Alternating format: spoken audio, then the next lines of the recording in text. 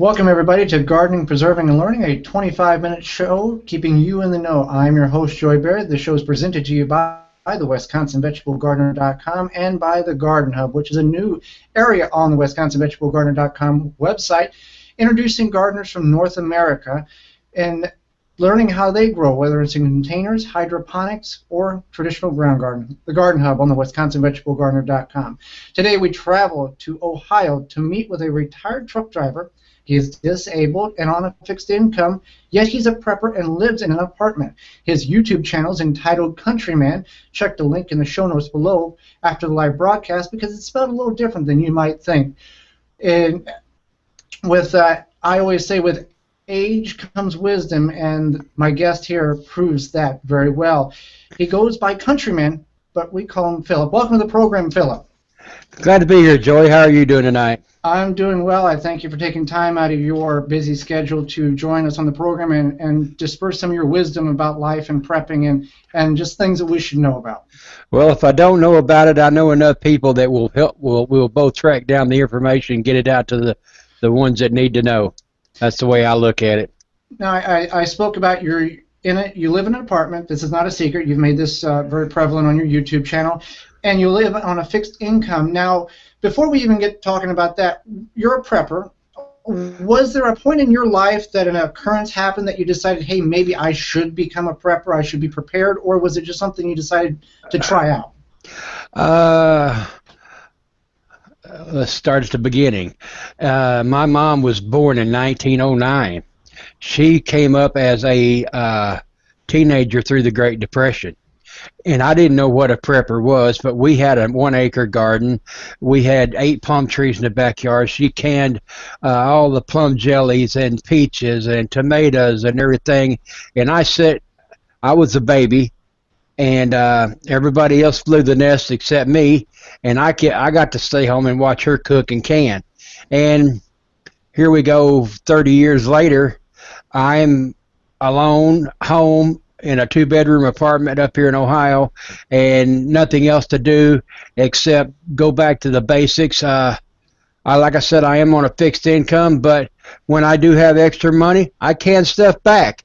And here it is. I've only got 11 days till my next Social Security check comes in, and I'm not worried one bit about food. I got plenty of food in the house, and living on a fixed income can be done by anybody.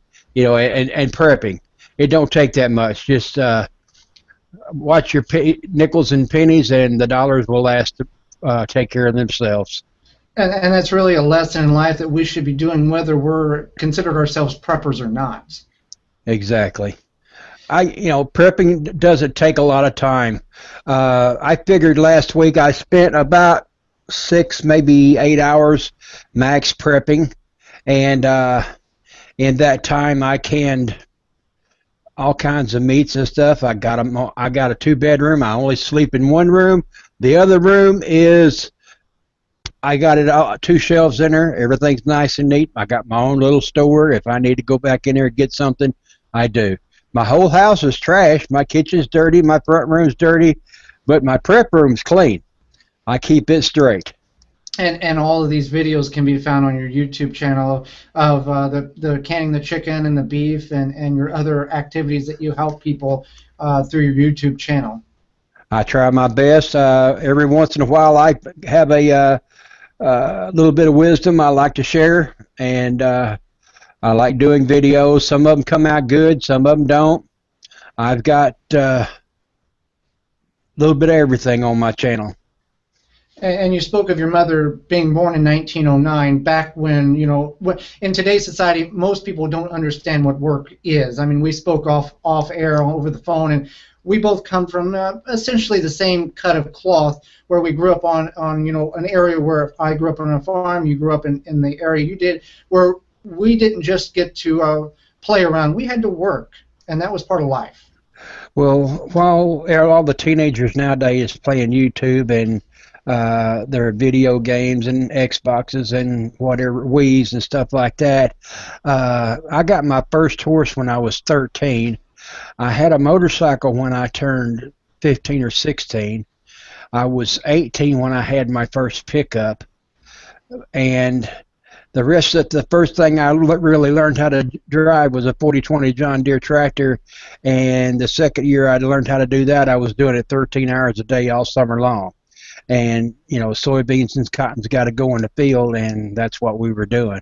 Right. Things grow a lot better in the ground than they do in the bags in the shed. Yeah, Is what but I was believe always it or told. not, regardless what you may think, your food does not come from the grocery store. It goes in the ground, it gets grown, it gets harvested, it gets transported, and then it turns into cornflakes. But there's a Right. whole lot going on before then. Right. Well, let's talk about some of the prepping things. You've got chicken, you've got beef. You told me you don't do so much in the vegetables, which that's fine. But you've got some canned goods that you've purchased from big box stores, and you've set yourself and you got rid of your TV. By the way, you strictly go off watch the computer. I was a TV junkie.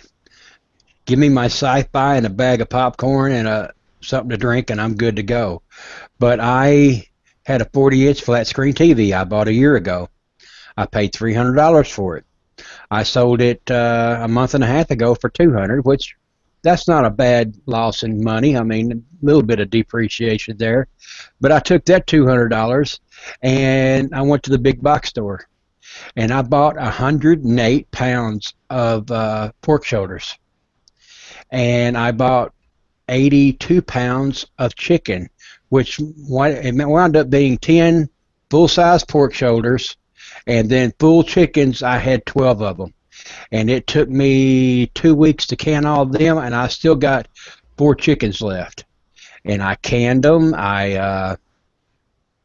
All the meat I cubed up, took it off the bone. One of them I done a video on how to make it into pork steaks, and I deboned it. I didn't have a saw to make pork steaks out of, so I deboned it. When I got done, I had fillets, 4, 5, 6 ounce fillets, good inch thick, and I wound up with 12 packages out of one 8 to 10 pound pork butt.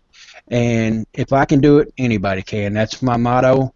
And like I said, I'm retired, I'm disabled, I got a bad mitral valve in my heart, and I'm fat, if you haven't noticed. So if I can do it, anybody can. I really don't think anybody's got a better excuse than me.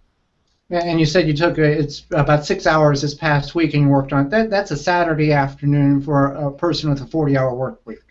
Yeah, I mean, you can spend a little extra time on Saturday. I do my canning. It takes me about an hour or less to cut up one of those pork butts. It takes 20 minutes to put it in the jars. Once you wipe your lids down, put your rings on it and everything, put them in the canner, bring that canner up to steam. That takes about 30 minutes. And then you're going to let it vent for 10 minutes, and you're going to put your weight on it. You're going to bring that up to your correct poundage for your area, and it's going to pressure can at 90 minutes. You turn it off, and then you're going to let it cool down, which takes about another hour. So if you're doing one batch while one batch is going, you can do a complete cycle in about an hour and a half, maybe 2 hours. And if you're going to do 6 hours, that's 3 batches. You can get 7 quart jars in a batch. So in 6, 7 hours, you can have 21 quarts put up. And that's a lot of meat because you're putting about 2 pounds per quart. And it's going to shrink down once you get it in the jar. But that's a lot of meat when it comes to, I take it out, I throw it in a pan. It's going to have a layer of fat on top of it. All pork is fatty. I take that off. That's fresh lard. Do not throw it away. You can fry with it. That's what your grandma used. Canola was invented back then, but nobody used it. And you can fry with that. You can make biscuits with that. You can season your beans with it. And I throw me some of my store-bought barbecue sauce in with that. I can make pulled pork sandwiches. I can make sauerkraut and pork. Take you a couple big spoonfuls in the morning, heat it up and scramble you some eggs, and make a big pork and cheese omelet in the morning. There's all kinds of uses for it. And because you've pressure canned it, you don't have to necessarily reheat it in an instance that you don't have power. You can just pop that lid open, take that lard off, and eat it right out of the jar. If need be. I mean, it'd be a whole lot better if you heated it up. But since it is pressure canned, everybody's going, well, you can't do that. You can't pressure can meat. I had people tell me that when I got my pressure canner that I was going to die of botulism. And I'm going, why? And they said, well, you can't pressure can meat. That's only for vegetables. And I said, a water bath canner is for vegetables. A pressure canner heats everything up. You got to realize once you get a pressure canner boiling under, I cook mine at 14 pounds pressure. That's not 212 degrees boiling. That's more like 250 degrees inside that canner for 90 minutes. Any kind of little critters, botulism, viruses, bacteria is going to get killed. That's the same way they... Right. And you want to have a reputable recipe, and you want to follow the directions. You just don't want to go, well, I think Grandma used to do it this way. You kind of want to have a recipe to go by. Go to Amazon or eBay, get you the ball canning book. I have the ball canning book. I have another book that tells me about dehydrating and water bathing. And since I do have a little extra time because I don't work anymore, I will, if I'm going to can deer meat, I will go on YouTube and I will watch deer canning videos for 3 or 4 hours and see what everybody else has done. Then I'll go back to my book, double check it, and if I've got a couple of friends that, in case I don't know how to do it, I'll call them and ask. The only stupid question is the one you don't ask. So if anybody's got a question or anything, they can contact you, contact me on Facebook. I'm on YouTube at Contreman, Contreeman, and I'm on Twitter. I mean, it's not hard to get a hold of me. So right. Now with your canning, you've pressure canned in prior years. How long can the meat set on the shelf before it's really past its due date? Well, or has in your case, has it ever reached that period? It doesn't last that long around my house. I've got right now, well, any kind of thing will last anywhere from 3 to 5 years. If you do it right, it's going to last 10 years. The nutritional value, just like anything else, will go down. Unlike cans that you get in the store, if you buy a case of tomato sauce and put it on the shelf, the citric acid, which is in tomatoes is actually a fruit, will eat through the can and destroy it. And they'll leak all over. Glass will not leak. And glass is actually a better thing to can in than your tin cans that you get nowadays. And the nutritional value may go down after 2 or 3 years. But as far as the quality and being safe to eat, it's not a problem. I seen a story on the internet about a riverboat that went down over by St. Joseph, Missouri, the big river queen or whatever the name of it was. 150 years later, they dug this riverboat up and they found canned goods that hadn't been opened. They sent it to the University of Missouri and checked it, and they said the quality of the meat inside of it, which was, one of them was fish and the other one was ham or beef or something, said it didn't look very appetizing, but there was no bacteria in it, and you could eat it and it wouldn't have killed you. And it was 150 years old. So I don't think, if you do it right and you follow all the steps in your, I've got can I say the brand of canner that I have? Yeah, go for it. I've got a Presto canner, and it's a 21 quart. A good friend of mine, she had 3 of them, and she gave me one. I've used that thing every month for the past 8 months that I've had it. and she she gave it to me because she didn't need it, and I love it, and I can put what's it hold? It holds 7 quarts. I think it's 21 pints if you're going to put it 2 layers in there, and you can do wonders with that thing, and I have. I love Right. my chicken. My chicken. I can pop a chicken out, and I have a video that where I sitting here in the living room. I pop a top on a chicken. I pour it in the bowl. I take the bones out, and you can just break them with your fingers. And you debone the chicken. You throw you some uh, celery, onions, mayo right here, and then eat it with crackers. And I can make a chicken salad in less than 5 minutes. And you can't do that any quicker and have it any better. And when you put it in a jar, and you know what's in it, you know what spices in it, and everything else. You know where it's been, you know if you've done a good job or not, and you don't know if the guy packing the jar in the warehouse was picking his nose or not, but you know you didn't. Right. So it's satisfying to do it yourself. Right, and this is no different than 50, 100 years ago. They didn't have the grocery stores to go get it. If you didn't prepare and save your own food, you basically you died. You didn't have no food during the winter because you couldn't run to McDonald's or Walmart and pick up what you needed every week. 100 years ago, everybody went to the store to get salt, maybe flour, and they went to the grist mill to get that. And all your meat and vegetables and stuff like that was raised on the farm. And you went to the store maybe once a month. Now I go once a month now because out of necessity. I get paid once a month, and I can go to the great big box stores from Arkansas, and I have a membership to that one, and I can go in there and get real good deals. This is the first. I got uh, my local paper today, sale paper, and the chicken breasts are on sale for $1.99.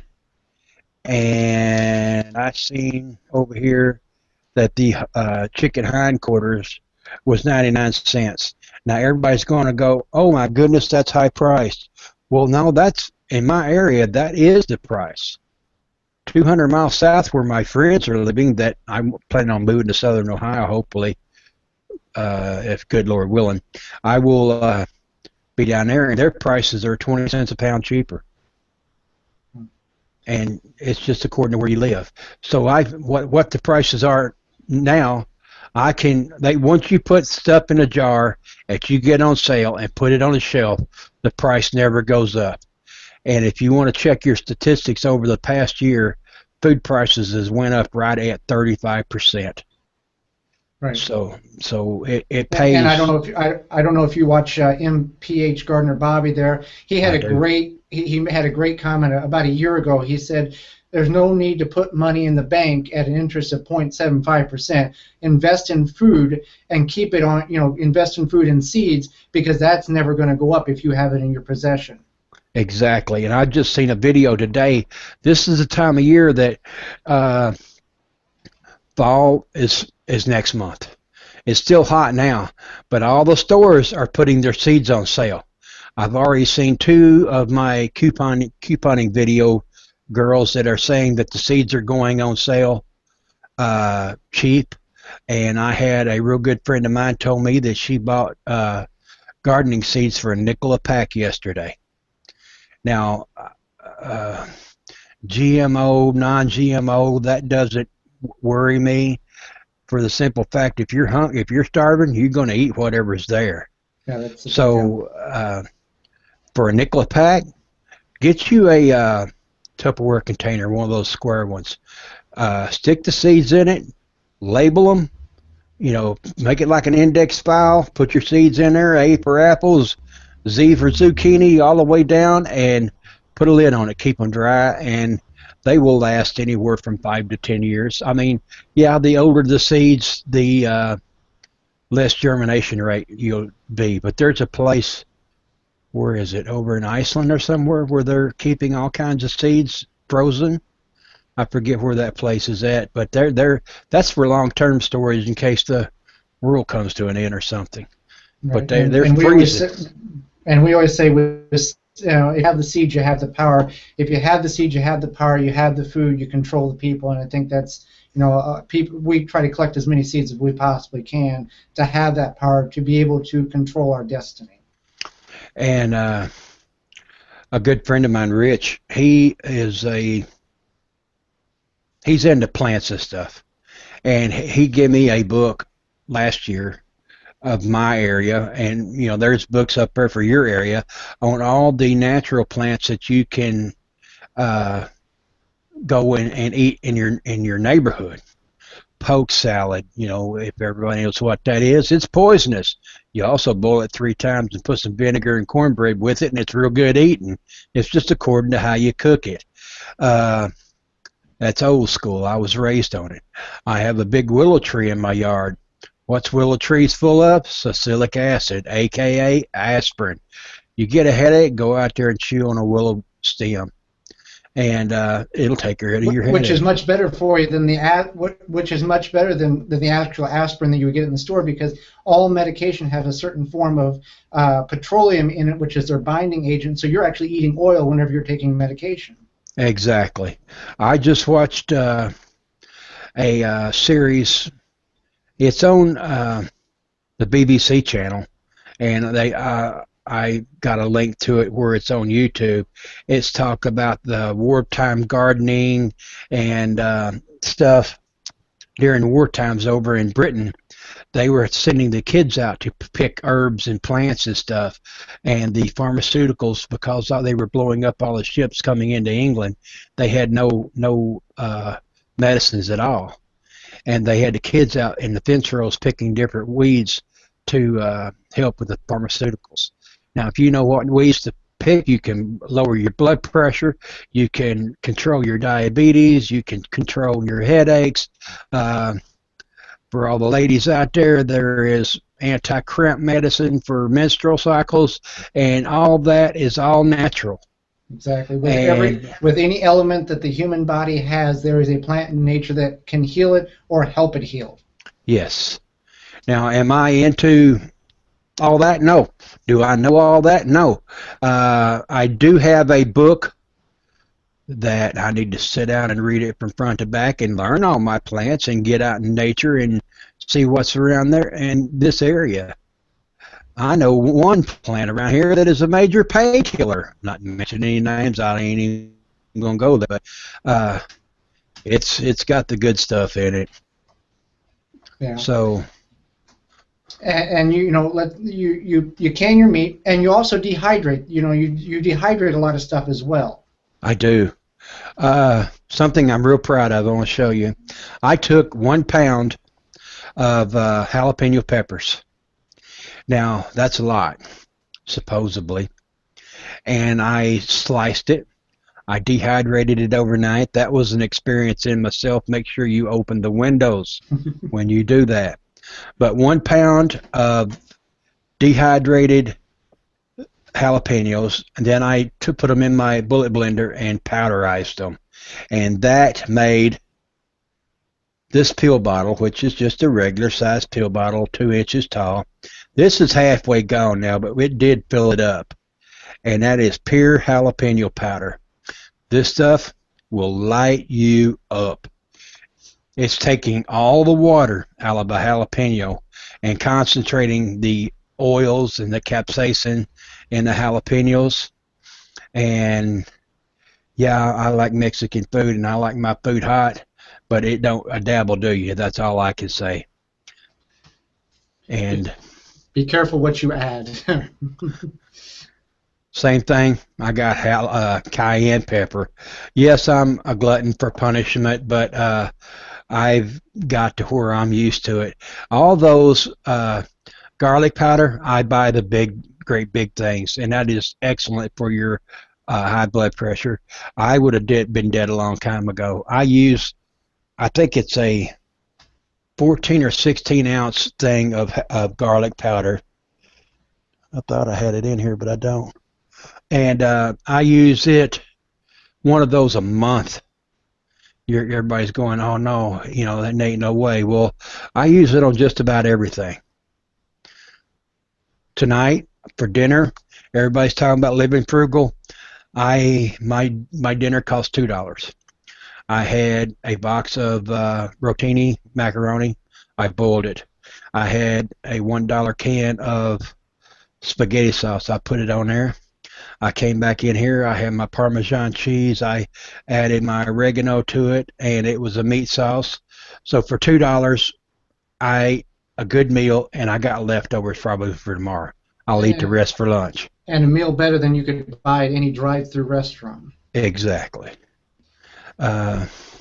You you'd be surprised. The only thing I haven't done, I want to, but I haven't done it because the price went up. The big box stores used to have $5 bags of shrimp that they had fresh, and I wanted to take some of them and dehydrate them and then turn around and use them.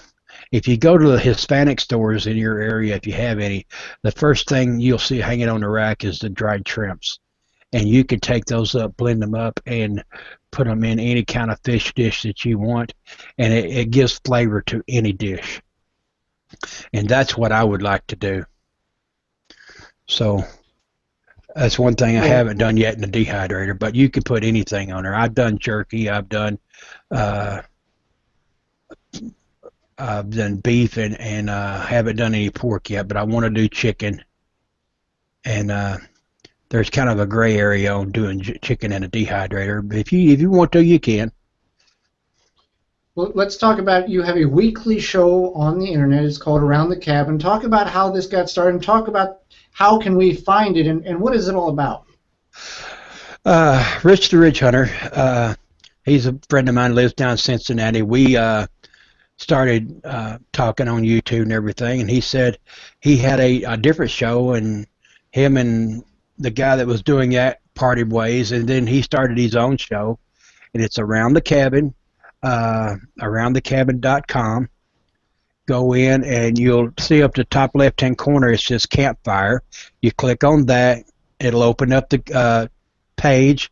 You type in your name, or you don't have to, but type in your name, hit enter, and the show comes up at 8 o'clock here in a few minutes, and I have videos on there. It's usually off my YouTube channel, and we discuss the videos. This week I've got some cooking videos up there. I do a lot of cooking. I did not get fat from eating at McDonald's and pizza. I cook it all myself. So, but I talk about cooking and canning, and I'm going to talk about some tools tonight that because I want to, in case of a significant altering life event, S.A.L.E, I call it, you have those tools around the house, and you can learn how to use them. How many know how to use a plane instead of a router, or a handsaw instead of a skill saw? And the stuff like that. That's part of what I'm going to talk about tonight, plus all the videos that I put up for this past week. So everybody's welcome to come over there and check it out. We're there 8 o'clock Eastern every Thursday night around the cabin, and hope to see you there. And then occasionally you are able to upload those full episodes on your YouTube channel for people who want to subscribe and watch it there too.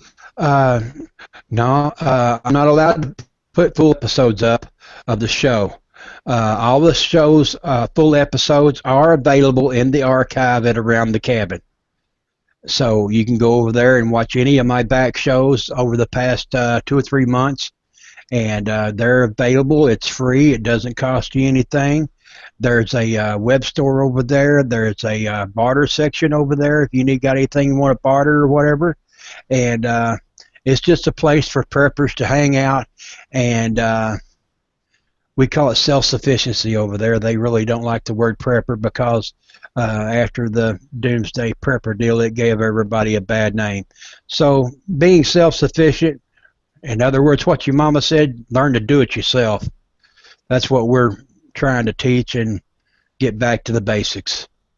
Absolutely, and it's something, a lesson we all should learn. If we can't do it ourselves, find somebody who can to have them teach us, and then we can teach somebody else.